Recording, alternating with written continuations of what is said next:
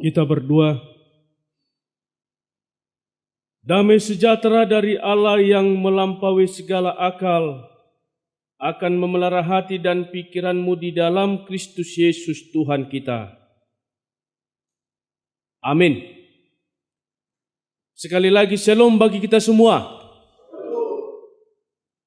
Karena masih awal bulan di tahun yang baru ini, kita bisa berkumpul memuji dan memuliakan nama Tuhan.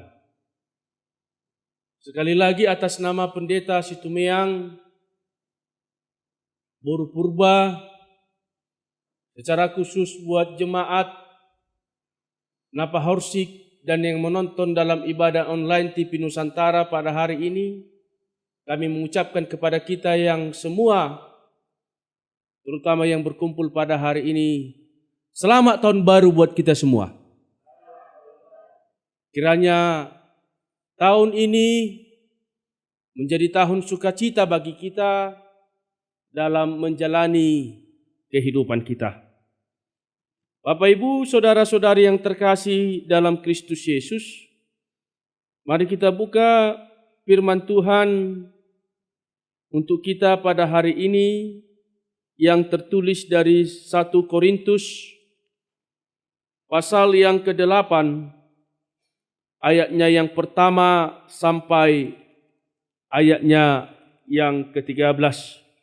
Sekali lagi surat Paulus yang pertama kepada jemaat di Korintus pasal yang ke-8 ayatnya yang pertama sampai ayatnya yang ke-13. Saya akan membacakannya untuk kita semua.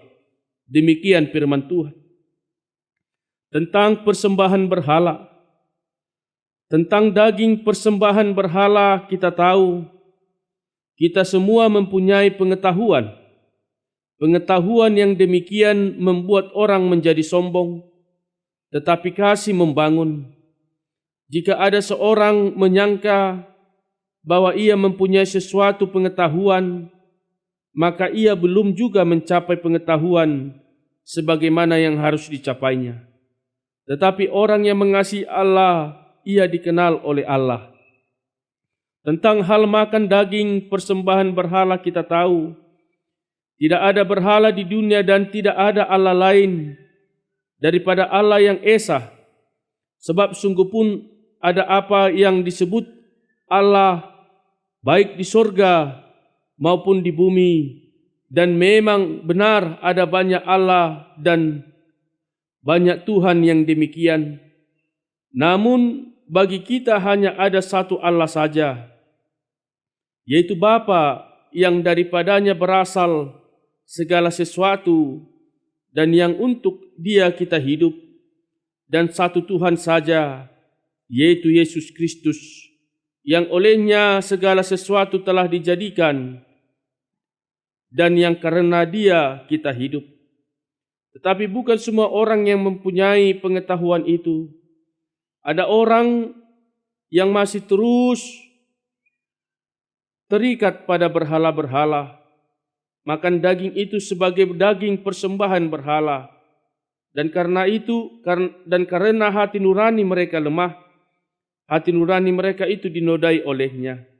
Makanan tidak membawa kita lebih dekat kepada Allah.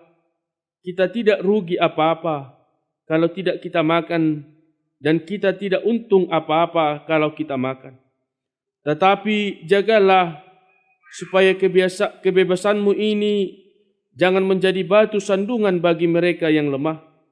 Karena apabila orang melihat engkau yang mempunyai pengetahuan sedang duduk makan di dalam kuil berhala, bukanlah orang yang lemah hati nuraninya itu dikuatkan untuk makan daging persembahan berhala?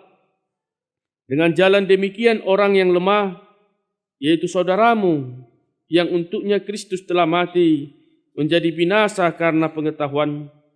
Jika engkau secara demikian berdosa terhadap saudara-saudaramu dan melukai hati nurani mereka yang lemah, engkau pada hakikatnya berdosa kepada Kristus.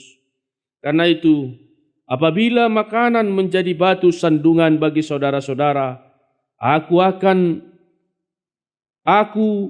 untuk selama-lamanya tidak akan mau makan daging lagi, supaya aku jangan menjadi batu sandungan bagi saudaraku. Demikian firman Tuhan. Bapak, Ibu, saudara-saudari yang terkasih di dalam Kristus Yesus, dikatakan kita manusia adalah makhluk sosial. Kita tahu itu Bapak Ibu, apa artinya makhluk sosial? Makhluk yang saling membutuhkan antara satu dengan yang lain. Makhluk yang saling berdampingan antara satu dengan yang lain.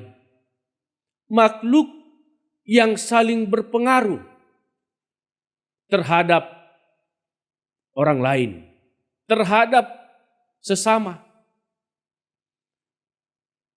Ketika kita mendatangkan kebaikan kepada orang lain, maka kita akan mendapatkan kebaikan itu juga.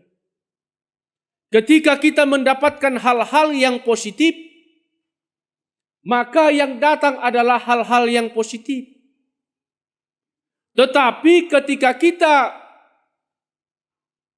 mendatangkan hal yang negatif, mendatangkan hal kejahatan, mendatangkan hal dosa, dan lain sebagainya, maka yang kita dapat juga seperti itu. Kita mendapatkan hal-hal yang negatif. Kita mendapat hal-hal yang tidak baik, kejahatan, bahkan dosa. Ini. Dan bahkan sampai ketika kita tidak melakukannya, maka atau ketika kita melakukan hal-hal yang tidak baik, bisa saja itu menimbulkan batu sandungan kepada orang lain. Ini yang kita lihat Bapak Ibu, saudara-saudari yang terkasih. Sama halnya ketika kita diberikan suatu tugas dan tanggung jawab, maka kita melakukannya dengan tidak baik, sesuka hati kita, atau semena-mena atau yang lainnya, maka bisa saja menimbulkan yang namanya penghakiman terhadap orang lain. Bisa saja itu menjadi batu sandungan bagi orang lain. Ini yang mau dikatakan Bapak Ibu dalam naks ini. Rasul Paulus secara khusus kepada jemaatnya yang ada di Korintus, kepada jemaatnya yang percaya kepada Kristus, supaya orang percaya itu tidak menjadi batu sandungan dengan sesamanya. Sama halnya kalau kita melihat dari latar belakang dari naks ini Bapak Ibu, ini mengenai makanan. Makanan yang dipersembahkan ke kuil berhala. Maka pendapat orang-orang percaya ada yang setuju, tetapi ada juga yang tidak setuju. Ini yang kita lihat Bapak Ibu. Sehingga ini menjadi batu sandungan terhadap sesama.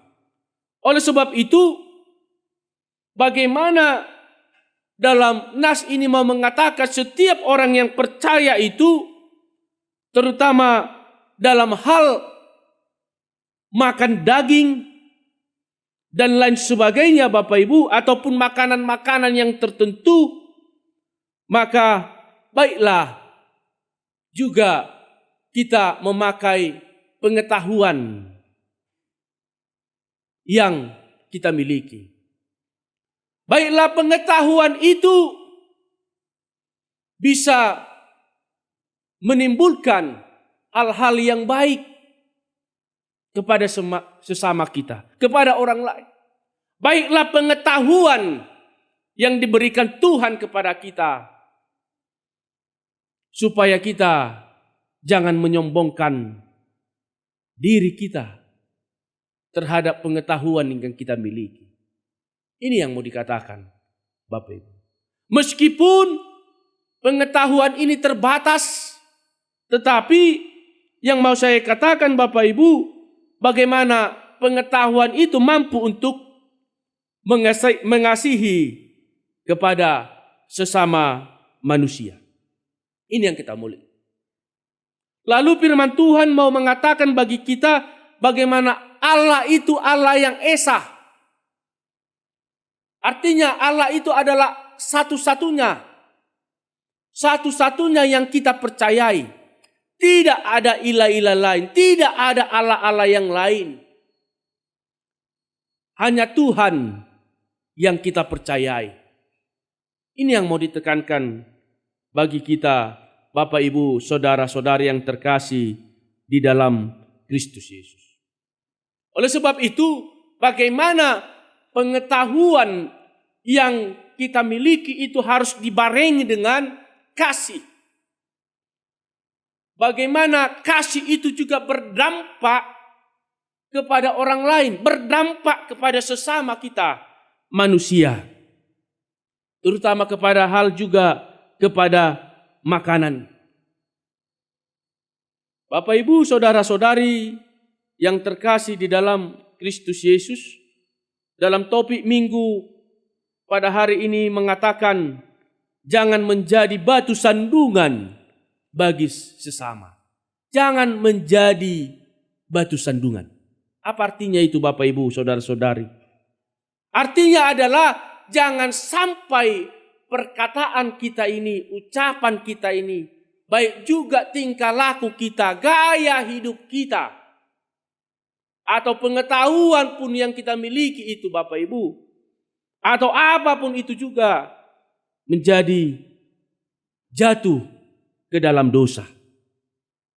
Menjadi batu sandungan bagi orang lain. Karena kenapa Bapak Ibu, sering sekali kebiasaan kita yang benar itu membuat orang lain menjadi kecewa. Kebiasaan kita yang benar itu membuat orang lain menjadi batu sandungan. Saya kasih contoh Bapak Ibu. Ya, kita di mana tinggal? Ya, kita ditempatkan di mana? Dan kita tahu juga apa budaya latar belakang. Ya. Kalau kita tinggal yang mayoritas yang tidak seagama kita dengan kita harus mengadaptasikan diri kita. Baik juga kepada makanan. Ada seperti itu. Ya, sudah kita tahu kita tinggal di mayoritas yang berbeda agama. Ya. Apalagi orang Batak sangat suka untuk memakan makanan yang tertentu, saya katakan. Lalu di depan rumahnya dia asik memotong-motong, dia asik untuk membakar. Ya, makanan itu kita katakan makanan B2. Ya.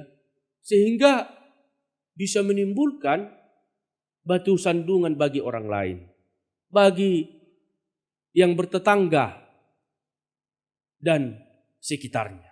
Nah, kalau itu menjadi batu sandungan bagi orang lain, jangan kita lakukan. Ada hal-hal yang kita harus menjaga, baik juga menjaga akan apa yang ada di sekitar kita. Itu salah satu contoh Bapak Ibu yang mau saya katakan. Banyak juga contoh-contoh yang lain. Tetapi mau dikatakan dalam firman Tuhan sesuai dengan topik minggu pada hari ini, jangan menjadi batu sandungan bagi sesama. Bagaimana sikap kita, bagaimana tingkah laku kita, gaya hidup kita itu menjadi teladan, menjadi tiruan bagi orang lain. Bagaimana tingkah laku pengetahuan kita ini, ya, menjadi berkat, saluran berkat di tengah-tengah kehidupan kita. Oleh sebab itu, Bapak, Ibu, saudara-saudari yang terkasih dalam Kristus Yesus, kiranya melalui sapaan firman Tuhan pada saat ini, bagaimana kita melakukan apa yang baik, yang berkenan, dan bagaimana ketika kita mempunyai yang namanya pengetahuan itu, kita menjadi orang-orang yang terberkati untuk menjadi saluran berkat di tengah-tengah kehidupan kita. Amin. Kita bersatu di dalam doa. Bapa surgawi, Bapa yang kami kenal di dalam Kristus Yesus, terima kasih Tuhan buat berkat-Mu, buat kasih setia-Mu di tengah-tengah kehidupan kami. Terutama kami bisa berkumpul di tempat ini Tuhan, memuji dan memuliakan nama-Mu. Secara khusus di awal tahun yang baru ini Tuhan, tahun 2024 ini, banyak harapan kami, banyak rencana-rencana yang akan kami lakukan. Tapi kami percaya Tuhan, ketika kami bersama dengan Engkau di tengah-tengah kehidupan kami, maka kami dapat mampu untuk menghadapinya, untuk melewatinya. Oleh sebab itu kuatkan kami Tuhan, tuntun kami melalui Roh Kudus-Mu di dalam setiap melewati perjalanan kehidupan kami. Juga kami dapat memakai pengetahuan secara khusus akan kasih mengasihi kepada sesama kami manusia, supaya kami tidak menjadi batu sandungan bagi orang lain. Tuhan, jadikan kami menjadi saluran berkat Tuhan bagi sesama kami Tuhan. Oleh sebab itu Tuhan, Engkau Tuhan yang menguatkan kami di tengah-tengah kehidupan. Kami juga membawakan Tuhan buat pelayanan TV Nusantara ini, Engkau berkati mereka Tuhan. Kau tambahkan berkat-berkat yang luar biasa melalui pelayanan Nusantara TV ini. Nama-Mu semakin dimuliakan dan bertambah orang-orang yang percaya hanya kepada-Mu. Berkati secara khusus jemaat-Mu HKBP Napohorsik ini Tuhan, juga yang menonton pada saat ini. Kau berkati Tuhan dalam setiap akan kegiatan mereka, aktivitas mereka Tuhan. Dan Engkau kuatkan iman dan percaya mereka mengandalkan Tuhan di tengah-tengah kehidupan.